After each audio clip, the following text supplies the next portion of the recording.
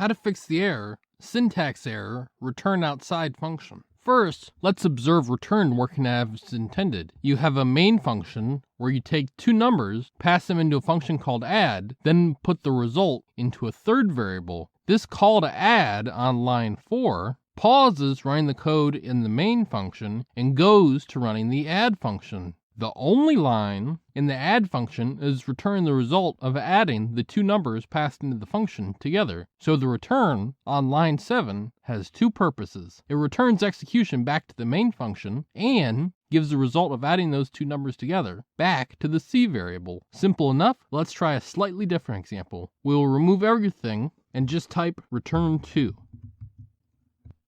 We said before that return has two purposes: returning execution back to a certain place and giving back a value. So in the case of this incorrect code, the return can serve neither purpose. It both has nowhere to return the execution back to, as well as nowhere to assign the value back to. The fix to this error is to simply never have return outside of functions. This has been Jakubication. Like and subscribe to learn more.